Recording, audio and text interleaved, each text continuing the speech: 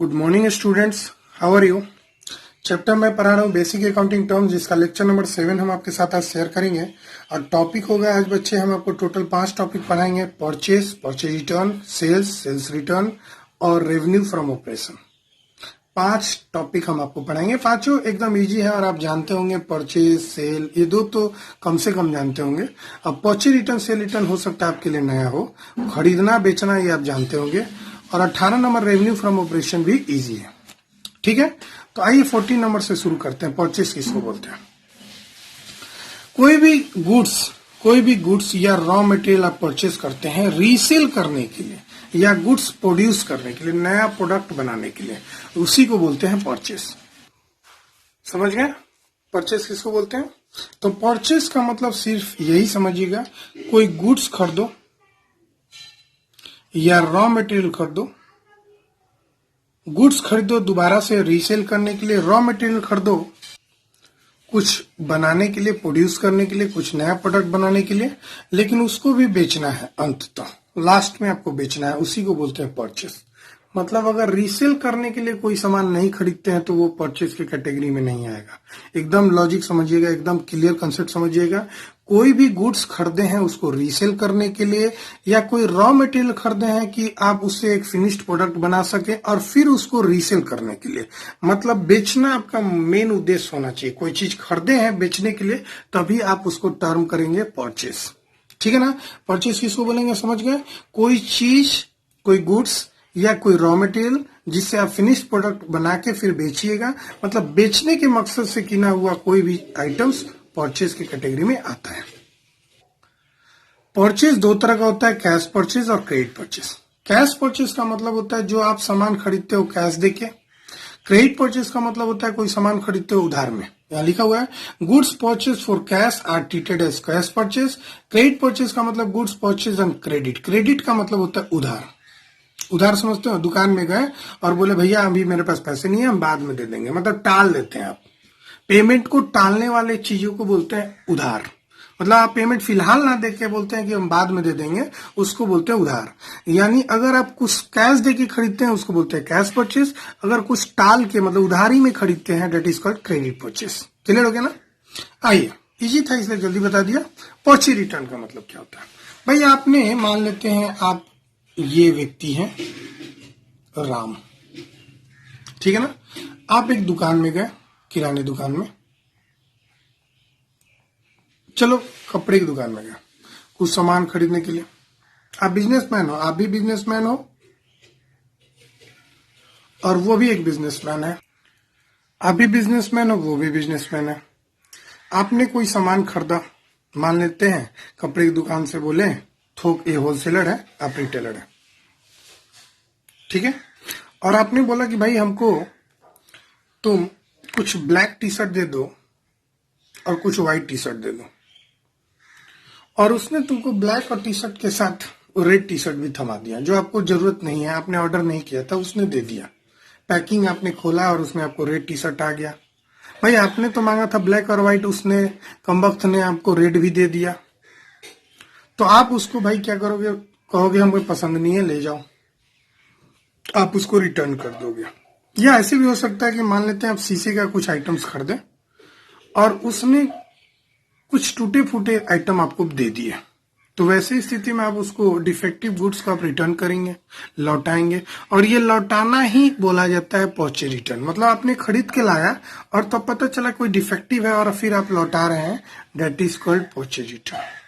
तो आप समझ गए हैं कि हो सकता है कि आपके मन मुताबिक चीज वो ना दिया हो या कुछ डिफेक्टिव निकल गया हो और आप उसे लौटाना चाहते हो, that is called purchase return.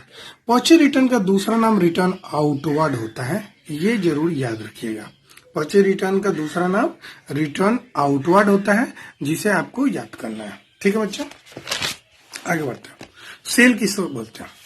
The term sales is associated with और used for sale of goods. Sales का मतलब होता है कि कोई सामान बेचते हो, डेट इज कॉल्ड सेल। अब सेल कौन सा सामान बेचते हो? तो जो चीज खरीद के लाए हो और बेचने के पर्पज से लाए हो, या कुछ मैन्युफैक्चर करने के लिए लाए हो और फिर बेचना है, तो that is only called sale. तो these goods may be purchase for resale और मैन्युफैक्चर्ड बाय द इंटरप्राइज। मतलब जो भी सेल वाला आइटम है, एकदम कैटेगरी याद रखिएगा। ऐसा नहीं कि कोई भी आइटम आप बेच दो उसको सेल मान लो, नहीं। जो आप खरीद के लाए हैं और जिसका मकसद ही है बेचना, वैसे गुड्स को बेचने को सेल्स बोला जाता है। एकदम क्लियर कॉन्सेप्ट। कोई भी आइटम को सेल नहीं बोला जाएगा। जो आपने गुड्स परचेज किया है और उसका मकसद ही है सेल करना, या आपने रॉ मटेरियल परचेज किया है और उससे आप फिनिश गुड्स बनाते हैं, फिर आप उसको रीसेल करते हैं, that is only called sale. ठीक है ना। सेल भी दो तरह का होता है, कैश सेल और क्रेडिट सेल। भाई आप दुकानदार हो मान लो, तो आप देखते हैं आपके पास ग्राहक आता है, बोलता है भाई पैसा कुछ देता है। कोई ग्राहक आता है, इस सप्ताह में पैसा नहीं है, हम अगला सप्ताह दे देंगे, आप हमें गुड्स दे दो। आप उसको पहचानते हो और आप उसको उधारी दे देते हो। तो ये खासकर जिसको आप पहचानते हो, जिस पे आपको ज्यादा भरोसा है कि ये पैसा लेके नहीं जाएगा, आप उसको उधारी बेच देते हो। तो कैश सेल का मतलब हुआ जब आप कैश में बेचते हो।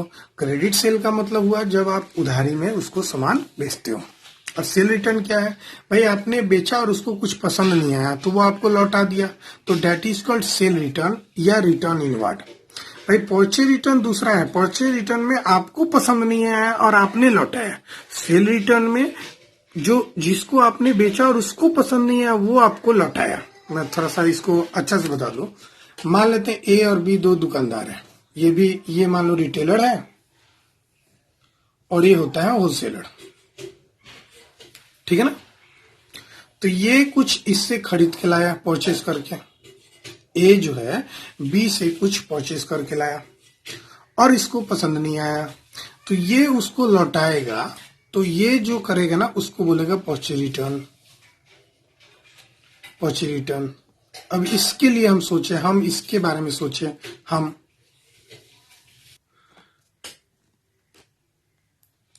अब जरा इसके लिए आप सोचिए।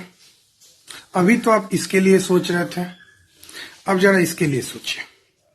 ये व्यक्ति बी जो है ए को क्या किया होगा? सेल किया होगा।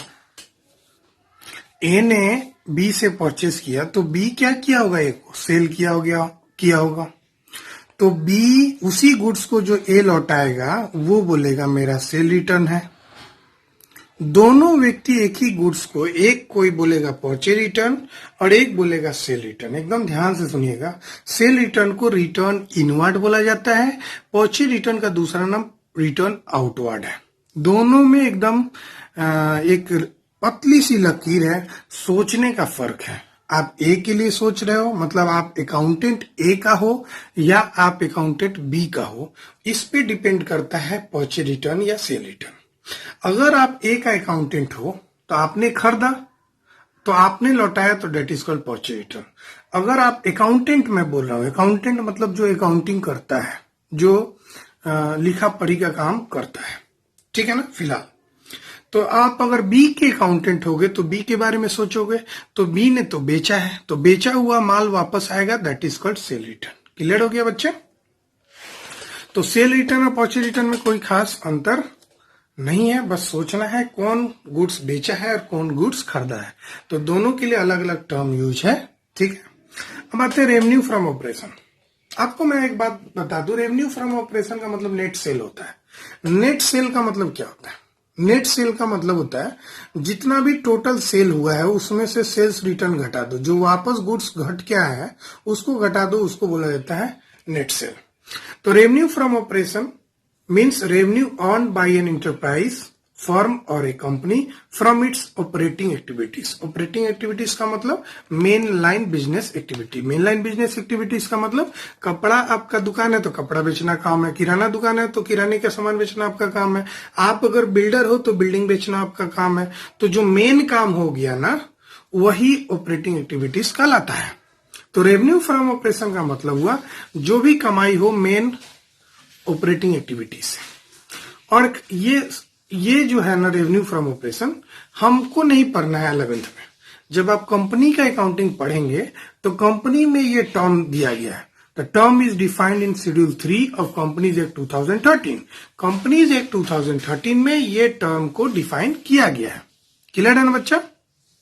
इसमें कोई अंतर प्रॉब्लम तो नहीं है। Revenue from operation is different. ये सिर्फ टर्म यूज किया जाता है कंपनी में। हम लोग जो प्रोप्राइटरशिप पढ़ रहे हैं वहां पे हम लोग सेल बोलेंगे। तो सेल और रेवेन्यू फ्रॉम ऑपरेशन दोनों ही सेम है, अलग अलग लोगों के लिए अलग अलग चीज है। लेकिन एक बात याद रखना, बिजनेस 3 तरह का होता है। एक वो बिजनेस जिसका गुड्स सेल करना काम हो, एक वो बिजनेस जो सर्विसेज बेचता हो, एक वो जो फिनेंशियल इंटरप्राइज हो जैसे बैंक वगैरह। मतलब कुल मिला के अगर बात करें तो ऑर्गेनाइजेशन जो होता है ना, ऑर्गेनाइजेशन कोई भी संस्था कोई भी बिजनेस, वो 2 तरह का होता है।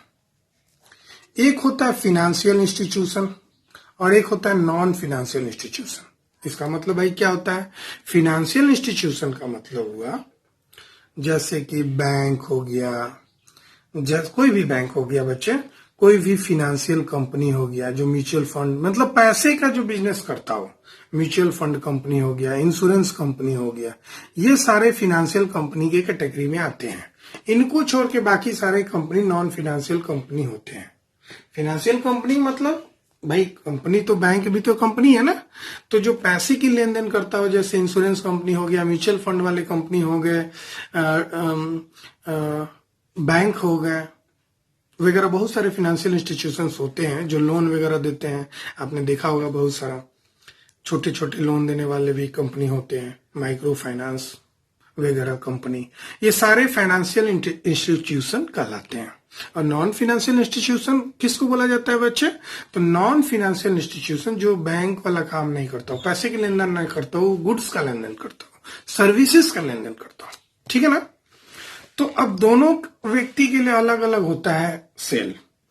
अब सोचो ना, एक नॉन फाइनेंशियल कंपनी है जैसे कोई किराना दुकान है, उसके लिए सामान बेचना ही सेल कहलाएगा, रेवेन्यू फ्रॉम ऑपरेशन कहलाएगा। लेकिन जो फिनेंशियल इंटरप्राइजेस है उसका मेन काम क्या है? पैसा का लेन देन करना, इंटरेस्ट देना, इंटरेस्ट लेना, डिविडेंड देना, डिविडेंड लेना। तो उनके लिए मेन लाइन बिजनेस ये कहलाएगा। अगर फिर भी आप ये नहीं समझे हैं तो जब आप क्लास 12th में जाइएगा तो क्लास 12th में एक चैप्टर है कैश फ्लो स्टेटमेंट, वहां पे आपको बहुत डिटेल में समझाएंगे। बस हम बता रहे थे सेल मतलब रेवेन्यू फ्रॉम ऑपरेशन अलग अलग लोगों के लिए अलग अलग चीज हो गया, है ना। रेवेन्यू फ्रॉम ऑपरेशन का डिफिनेशन यहाँ क्या दिया हुआ है? जो उसका मेन लाइन बिजनेस हो। तो बैंक का मेन लाइन बिजनेस क्या होगा? बैंक का क्या काम होता है? इंटरेस्ट देना, लेना, पैसा जमा करना, यही ना होता है। लोन देना, ये डिपॉजिट लेना, एफडी लेना है, कोई भी डिपॉजिट लेना, यही काम होता है ना लोन का। तो लोन का मेन लाइन बिजनेस क्या हुआ? इंटरेस्ट देना, लेना, यही हुआ उसका मेन काम। इंश्योरेंस वाले कंपनी का मेन काम क्या हुआ? इंश्योरेंस बेचना, ठीक है ना। मतलब कहने का मतलब होता है सबका अलग अलग। बिल्डर का क्या हुआ? बिल्डर जो कंपनी है जो हाउसिंग का काम करता है, घर बेचने का काम करता है, उसका मेन काम क्या है? घर बेचना, खरीदना। तो सबका अलग अलग काम होता है मेन लाइन। कपड़े की दुकान का कपड़ा बेचना, खरीदना, लोहे का दुकानदार है तो लोहा बेचना, खरीदना, है ना। तो कहने का मतलब है बच्चे कि सेल ऑफ गुड्स हो या सेल ऑफ सर्विसेज हो या इंटरेस्ट ऑन या डिविडेंड रिसीव्ड हो, ये सारे फाइनेंशियल इंस्टीट्यूशंस के लिए होते हैं, ये नॉन फाइनेंशियल के लिए होता है और ये भी नॉन फाइनेंशियल के लिए ही होता है। तो रेवेन्यू फ्रॉम ऑपरेशन का ये 3 एग्जाम्पल है जिसको आप याद कर लीजिए, ठीक है बच्चे। तो आप यहाँ पे छोटे छोटे टॉपिक आप समझ गए होंगे। आप सेल और रेवेन्यू फ्रॉम ऑपरेशन में कोई अंतर नहीं समझिएगा, दोनों सेम है, बशर्ते कि एक कंपनी के लिए सोचना है और एक सोल प्रोप्राइटरशिप के लिए सोचना है। अब आप जानते होंगे सोल प्रोप्राइटरशिप क्या होता है। फिर से मैं बता दूं, वैसे ऑर्गेनाइजेशन जहां एक ही मालिक होता है उसको बोला जाता है सोल प्रोप्राइटरशिप, और जहां पे ढेर सारा मालिक होता है उसको बोला जाता है कंपनी, ठीक है ना। तो कंपनी में revenue from operation term use किया जाता है, वहां पे सेल यूज नहीं किया जाता है। सेल कहां पे यूज किया जाता है? तो सेल सिर्फ सोल प्रोप्राइटरशिप पार्टनरशिप में, ठीक है बच्चे। Bye bye. तो प्लीज मेरे वीडियो को लाइक करें, शेयर करें, सब्सक्राइब करें और अपने दोस्तों को ज्यादा से ज्यादा बताएं, मुझे कमेंट भी करें और प्लीज बेल आइकन दबाना नहीं भूलें, आपको नोटिफिकेशन मिलते रहेगा मेरे लेक्चर का, ठीक है बच्चे। Bye bye. Please like, share and subscribe my YouTube channel Accounts Boss. Thank you all of you.